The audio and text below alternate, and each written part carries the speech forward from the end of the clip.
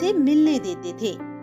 वो सिर्फ अपने बड़े भाई और अपनी बड़ी बहन के साथ ही खेलती थी, जिस वजह से वो दुनियादारी की बातों से अनजान थी। उसे ये नहीं पता था कि चरवाहा क्या होता है, सब्जी वाला क्या होता है, दुकान वाला क्या होता है और वो सभी क्या करते हैं। सब्जी वाला आया, सब्जी ले लो, ताजी और हरी सब्जी ले लो, सस्ते दाम में सब्जी ले लो। भैया, ये सब्जी वाला क्या होता है? तुझे इतना भी नहीं पता छुटकी? सब्जी वाला वो होता है जो सब्जियां बेचता है। सब्जियां बेचने से क्या होता है? सब्जियां बेचने से सब्जी वाले को पैसे मिलते हैं, फिर उन पैसों से अपने परिवार का भरण पोषण करता है। अब तू ये मत पूछना कि भरण पोषण क्या होता है। हाँ हाँ भैया, बताओ ना, ये भरण पोषण क्या होता है? इसके तो सवाल ही खत्म नहीं होते। इसे तो कुछ भी नहीं पता। रचना, अभी तू छोटी बच्ची है, धीरे धीरे सीखेगी। तुम दोनों भी तो कभी इसी उम्र के थे और इसी जैसे ही सवाल पूछते थे। ये जो पूछ रही है उसे वो बताओ। लेकिन माँ, लेकिन वेकिन कुछ नहीं। मैंने जैसा कहा है तुम दोनों वैसा ही करो। ठीक है माँ। मौसम अचानक बदल गया। ऐसा लगता है जैसे बहुत तेज आंधी तूफान आने वाला है। देखो ना महाराज, कितनी तेज बिजली कड़क रही है। इतने काले और घने बादल मैंने पहले कभी नहीं देखे। रचना, जल्दी से अंदर आ जाओ, बहुत तेज आंधी तूफान आने वाला है। पिताजी, ये आंधी तूफान क्या होता है? वो सब तुम्हें बाद में बता देंगे। पहले तुम अपने कमरे में जाओ।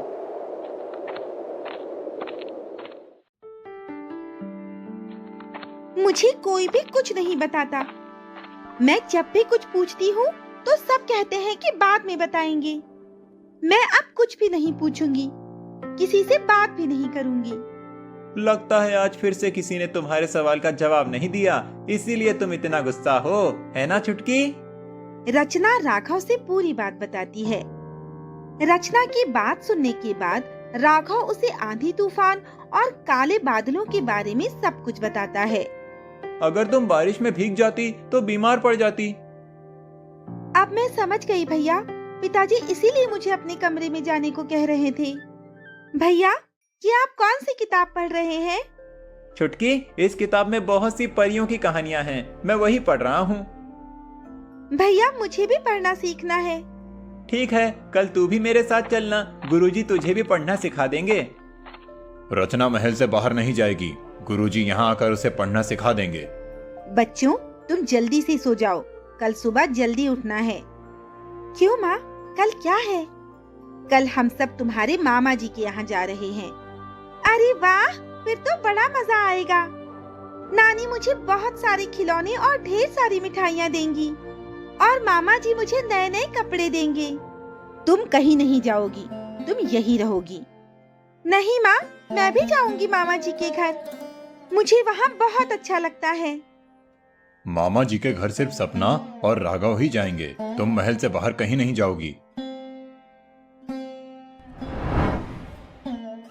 एक एक दिन करके 10 साल बीत गए और 7 साल की रचना अब 17 साल की हो गई थी। इन 10 सालों में रचना को ना तो महल से बाहर जाने दिया गया और ना ही उसे किसी अनजान व्यक्ति से मिलने दिया गया। इसीलिए उसकी एक भी सहेली नहीं थी, जिस वजह से महल में सभी सुख सुविधाएं मिलने के बाद भी महल उसे कैद खाने की तरह लगने लगा था।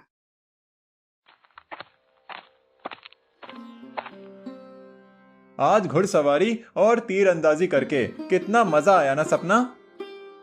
हाँ भैया, मैं तो बहुत खुश हूँ कि मैंने आपको हराया। अरे तूने मुझे नहीं हराया, वो तो मैं जानबूझकर तुझसे हार गया था। हार गए तो बहाने बना रहे हो। छुटकी भी वहां होती तो कितना मजा आता। लेकिन पिताजी और माँ तो उसे महल से कहीं बाहर जाने ही नहीं देते। अब मैं चाहती हूँ अपनी सहेलियों से मिलने। उन्हें भी बताऊंगी कि कैसे मैंने आपको घुड़सवारी और तीरंदाजी में हराया था। भैया, आप भी जाओ, मुझे किताब पढ़ना है। आपकी बातों की शोर से मैं पढ़ नहीं पा रही हूँ। मेरे जीवन का लक्ष्य क्या है? मैं अपने मन से कुछ भी नहीं कर सकती। ना तो अपने मनपसंद कपड़े पहन सकती हूँ और ना ही महल से बाहर जा सकती हूँ। पिताजी और माँ मुझे हमेशा यही कहते हैं, ये मत करो, वो मत करो।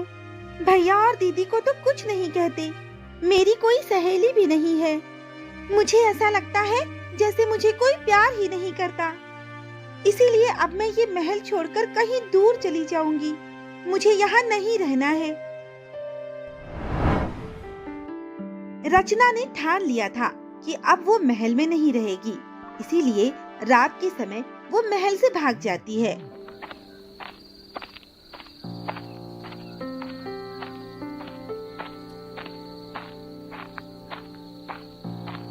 कितना घना जंगल है और यहाँ कितना अंधेरा भी है। मुझे तो बहुत डर लग रहा है। लगता है मुझे वापस लौट जाना चाहिए।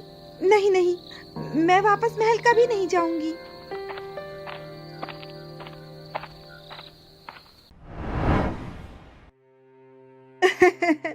मुझे जिस बात का डर था, आखिर वही हुआ।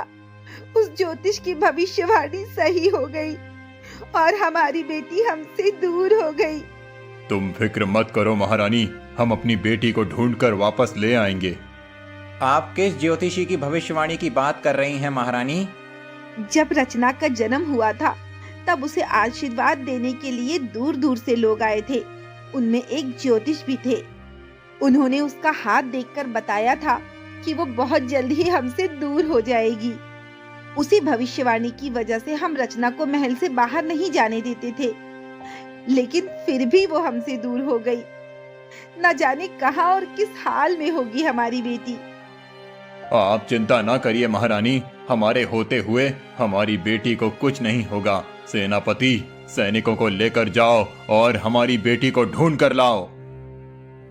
राजकुमारी को ढूंढने का एक और तरीका है महाराज। नगर में ढिंडोरा पिटवा दीजिए कि जो भी राजकुमारी को ढूंढ कर लाएगा उसे बहुत बड़ा इनाम मिलेगा। सेनापति, मंत्री जी जो कह रहे हैं ठीक वैसा ही करो।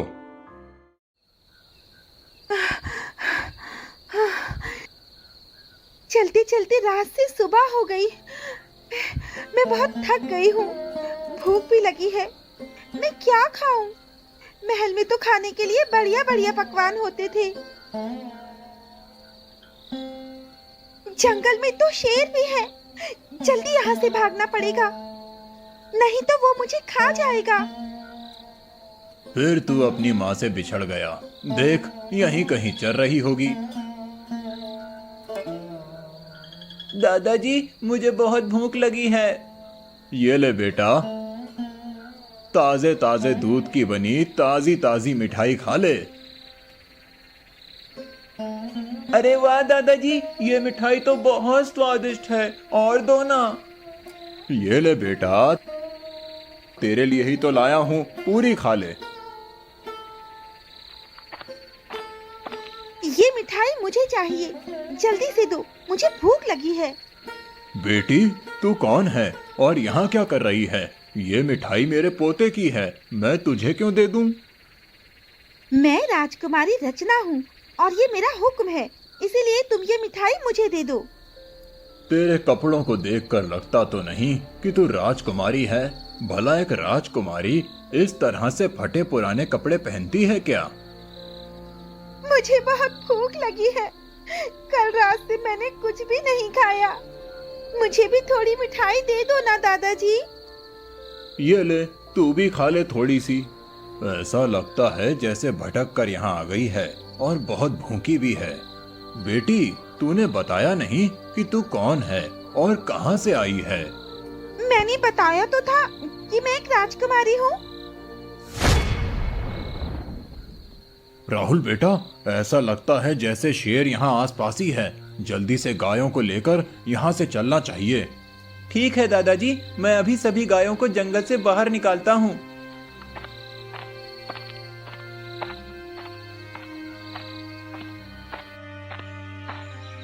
बेटी, तू हमारे पीछे क्यों आ रही है? जा, अपने घर जा। नहीं, मैं अपने घर नहीं जा सकती। क्यों नहीं जा सकती? मैं वहाँ से भाग कर आई हूँ। अब मैं वहाँ कभी नहीं जाऊंगी। अच्छा तो ये बात है, लेकिन तू घर से भागी क्यों? मैं अपने घर से इसीलिए भागी हूँ क्योंकि मुझसे कोई भी प्यार नहीं करता था। मुझे महल के बाहर निकलने भी नहीं देते थे। मुझे वहाँ अच्छा नहीं लगता था। अगर ये सच में घर से भागी है तो इसके घर वाले इसके लिए बहुत परेशान हो रहे होंगे। अच्छा ठीक है, तू घर मत जाना, लेकिन ये तो बता तेरा घर कहाँ पर है? मैं सोनापुर की राजकुमारी हूँ। इसकी बातों से तो नहीं लगता कि ये एक राजकुमारी है। भला एक राजकुमारी ऐसे बेढंगे तरीके से बात कर सकती है?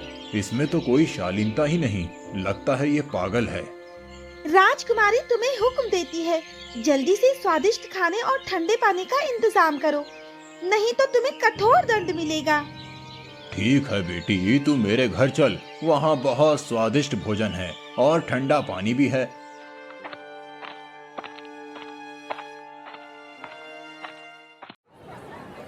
सुनो सुनो सुनो, राजकुमारी रचना कहीं चली गई हैं। जो भी उन्हें ढूंढ कर लाएगा, राजा जी उसे बहुत बड़ा इनाम देंगे। सुनो सुनो सुनो। बहुत अच्छा मौका है अमीर बनने का। अभी राजकुमारी को ढूंढने के काम में लग जाता हूँ। तू नहीं, मैं ढूंढूंगा राजकुमारी को और राजा जी मुझे इनाम देंगे। तुम दोनों लड़ो मत और दोनों ही राजकुमारी को ढूंढने के काम में लग जाओ।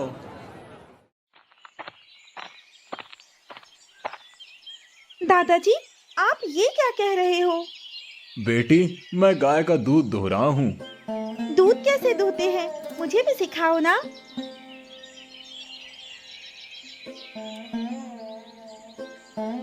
अरे वाह बेटी, तू तो बहुत जल्दी सीख गई। सीखूंगी कैसे नहीं दादाजी, राजकुमारी जो हूँ। ये अभी भी खुद को राजकुमारी ही समझ रही है। मुझे इसके माता पिता को ढूंढना होगा। वो इसे ढूंढने के लिए ना जाने कहां कहां भटक रहे होंगे। ना जाने राजकुमारी जी कहां चली गईं। पूरे शहर में उन्हें ढूंढ लिया, लेकिन वो कहीं नहीं मिली। अब तो बस जंगल और गांव ही बचा है जहां हमने राजकुमारी को नहीं ढूंढा। मैं तो थक गया राजकुमारी जी को ढूंढते ढूंढते। कितने दिनों से अपने घर नहीं गया। अब तो मैं अपने घर जा रहा हूँ। हाँ भाई, अब मैं भी अपने घर जा रहा हूँ। मुझे तो ऐसा लगता है जैसे राजकुमारी जी किसी दूसरे राज्य चली गई हैं, या किसी दुश्मन राज्य ने साजिश करके राजकुमारी जी को अगवा कर लिया है। हमारे राज्य में घुसकर राजकुमारी जी को अगवा करने की हिम्मत किसी में नहीं है। राजकुमारी जी हमारे ही राज्य में कहीं हैं। उन्हें अच्छे से ढूंढो। राहुल बेटा, मेरी बात सुनो। आज तू अकेले इन गायों को चराने ले जा। आज मुझे जरूरी काम से जाना है। मैं शाम तक लौट आऊंगा। तब तक तू इन गायों का ख्याल रखना। जी दादाजी। आज मुझे कितनी अच्छी नींद आई, किसी ने मुझे जगाया भी नहीं। महल में तो सूरज निकलने से पहले ही मुझे उठा देते थे। बेटी, मैं किसी काम से जा रहा हूँ। शाम को लौटूंगा। तेरे लिए खीर और मिठाई रखी है। भूख लगे तो खा लेना। दादाजी, मुझे भी अपने साथ ले चलो ना। नहीं बेटी, तू यहीं रहे। तू मेरे साथ चलकर क्या करेगी? मैं यहाँ अकेले क्या करूँगी? तू चंपा के साथ खेलना। चंपा बेटी, इधर तो आओ। हाँ दादाजी, बोलिए। बेटी, ये रचना है। तू आज पूरे दिन इसी के साथ खेलना और इसे अपना गांव भी घुमा देना।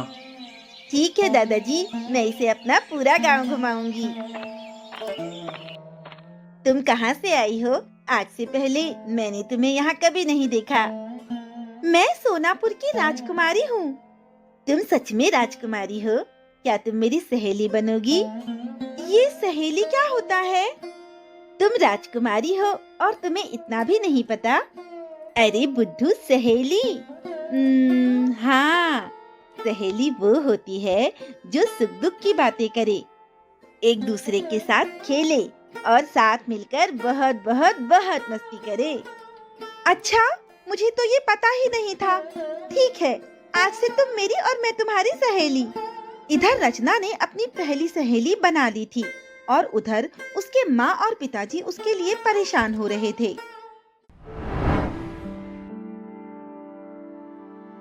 महाराज, मैंने सैनिकों के साथ मिलकर पूरे शहर में ढूंढ लिया, लेकिन राजकुमारी जी कहीं नहीं मिली। फिर तो ऐसा लगता है कि जैसे राजकुमारी जी शहर से कहीं दूर चली गई हैं। ठीक है सेनापति जी, आप हमारी बेटी को शहर से बाहर भी ढूंढिए। मुझे क्या पता था कि उस ज्योतिष की भविष्यवाणी सच हो जाएगी। नहीं तो मैं हमेशा उसे अपने पास ही रखती। न जाने कहाँ और किस हाल में होगी मेरी बेटी। उसने कुछ खाया भी होगा या नहीं।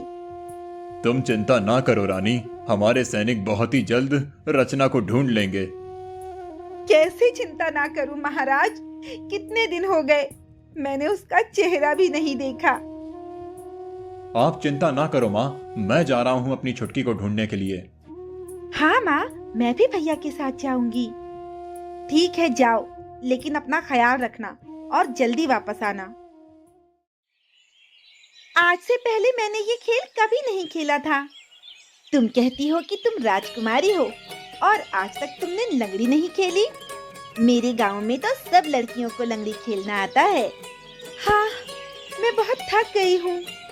तुम इतनी जल्दी थक गई, अभी तो पूरा गांव घूमना बाकी है और फिर बाद में झरने में नहाना भी तो है। क्या हम गांव घूमने जाएंगे और झरने में नहाएंगे? चलो चलो चलो, जल्दी चलो, बड़ा मजा आएगा। चंपा रचना को पूरा गांव घुमाती है, जिसके बाद वो दोनों झरने में नहाने जाती हैं। आज से पहले मैंने ये झरना कभी नहीं देखा था और ना ही मैं कभी इस झरने के नीचे बैठकर नहाई हूँ। तुम इतनी बड़ी हो गई और तुमने आज तक झरना नहीं देखा? तुम तो कहती हो कि तुम राजकुमारी हो। भला एक राजकुमारी होकर ऐसा कैसे हो सकता है? मुझे तो लगता है कि तुम झूठ बोल रही हो। तुम कोई राजकुमारी नहीं हो। चंपा की बात रचना को अच्छी नहीं लगती, इसीलिए वो उसे शुरू से सब कुछ बता देती है। लेकिन तुम्हारे माता पिता तुम्हारे साथ ऐसा क्यों करते थे? मुझे क्या पता, उन्होंने कभी मुझे बताया ही नहीं। अब उनसे मिलना तो पूछ लेना। नहीं नहीं, अब मैं उनके पास कभी नहीं जाऊंगी। अगर मैं वहाँ गई तो वो लोग मुझे फिर से महल में कैद कर देंगे। मुझे वहाँ बिल्कुल भी अच्छा नहीं लगता। मुझे यहाँ बहुत अच्छा लगता है। अब मैं हमेशा तुम्हारे साथ रहूंगी। ठीक है, अभी घर वापस चलते हैं। कल भी तुम मुझे घुमाने ले चलोगी ना? हाँ, कल हम दोनों घूमने जाएंगे। अब मैं घर जाती हूँ। कल भी तुम मुझे घुमाने ले चलोगी ना? हाँ, कल हम दोनों घूमने जाएंगे। अब मैं घर जाती हूँ। तुझे पता है, छोटी राजकुमारी को ढूंढने राजकुमार और बड़ी राजकुमारी भी गए हैं। हाँ हाँ, मुझे भी पता है। क्या हुआ? तुम किस राजकुमारी के बारे में बात कर रहे हो? लगता है तुम यहाँ के नहीं हो, इसीलिए राजकुमारी के बारे में नहीं पता। राजा जी की सबसे छोटी बेटी है ना, राजकुमारी रचना, वो बहुत दिनों से लापता हैं। उन्हीं को सब लोग ढूंढ रहे हैं। कहीं ये लोग उसी के बारे में तो बात नहीं कर रहे जिसे मैं पागल कह रहा हूँ? तब तो फिर मुझे राजा जी को उसके बारे में बताना चाहिए। भाई, मुझे राजा जी से मिलना है। क्या तुम बता सकते हो कि उनका महल कहाँ है? यहाँ से सीधे जाना, फिर दाएं मुड़ जाना और बाएं मुड़कर देखोगे तो तुम्हें राजा जी का महल दिख जाएगा। ठीक है भाई, तुम्हारा बहुत बहुत धन्यवाद। अब मैं चलता हूँ।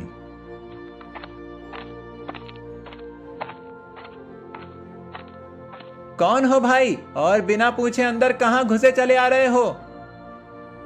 भाई, मेरा नाम बब्बू है। मैं एक चरवाहा हूँ। मैं पर्वतपुर गांव से आया हूँ और मुझे राजा जी से मिलना है। मुझे उनको बहुत जरूरी बात बतानी है। जो भी कहना है हमसे कहो, हम राजा जी को बता देंगे। बब्बू चरवाहा उन दोनों से राजकुमारी रचना के बारे में सब कुछ बता देता है। लगता है ये भी इनाम के लालच में यहाँ आया है और झूठ बोल रहा है। नहीं भाई, मैं झूठ नहीं बोल रहा, मैं सच कह रहा हूँ।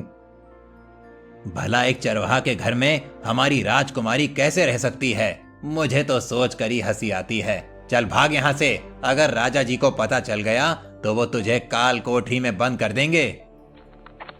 दोनों सैनिक बाबू चरवाहे को वहां से भगा देते हैं। कब से रचना को ढूंढ रहे हैं, अब तक कहीं नहीं मिली। अब हमें वापस लौट जाना चाहिए। नहीं, रचना के बिना नहीं जाएंगे। ए चरवाहा, क्या तुमने राजकुमारी रचना को कहीं देखा है? राहुल राघव से रचना के बारे में सब कुछ बता देता है और उन तीनों को अपने साथ ले जाता है।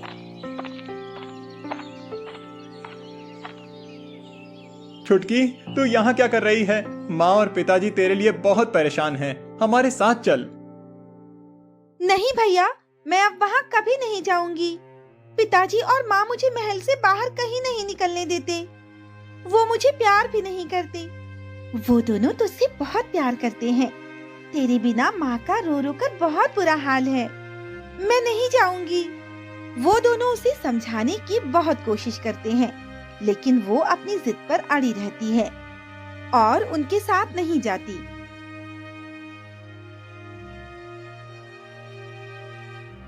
पिताजी, हमने ये पता लगा लिया है कि रचना कहाँ है। तो फिर उसे अपने साथ क्यों नहीं लाए? मैंने उसे साथ लाने की बहुत कोशिश की, लेकिन वो हमारे साथ आने को तैयार नहीं थी। ठीक है, हम खुद उसे लेने जाएंगे।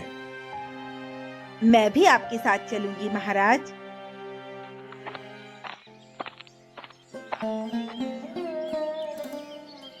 राजमहल छोड़कर हमारी बेटी एक चरवाहे के यहाँ गाय का दूध दूह रही है। बेटी, हम तुम्हें लेने आए हैं। मैं अब राजमहल कभी नहीं जाऊंगी। तेरे माता पिता तुझे बहुत प्यार करते हैं, इसीलिए वो तुझे लेने आए हैं। नहीं, मुझे कोई प्यार नहीं करता। हम दोनों तुझसे बहुत प्यार करते हैं बेटी। तो फिर मुझे महल से बाहर क्यों नहीं जाने देते थे? ना ही मुझे भैया और दीदी की तरह घुड़सवारी सिखाई, ना ही मुझे पढ़ने दिया। रचना की बातें सुनने के बाद जयंती उसे ज्योतिषी की भविष्यवाणी के बारे में सब कुछ बता देती है। मैं तुझे खोना नहीं चाहती थी बेटी, इसीलिए तुझे कभी महल से बाहर नहीं जाने दिया। महाराज, मैं बहुत दिनों पहले राजकुमारी के बारे में आपको बताने आया था, लेकिन सैनिकों ने मुझे आपसे मिलने नहीं दिया। अपनी माँ से सच जानकर रचना महल में वापस चली गई। उस दिन के बाद उस ज्योतिषी की भविष्यवाणी को नजरअंदाज करके रानी जयंती और राजा कर्मवीर ने रचना पर लगी सारी पाबंदियां हटा ली, जिसके बाद रचना ने भी अपने भाई और बहन की तरह घुड़सवारी और तीरंदाजी सीखी। वो अपनी सहेली चंपा से भी मिलने जाने लगी।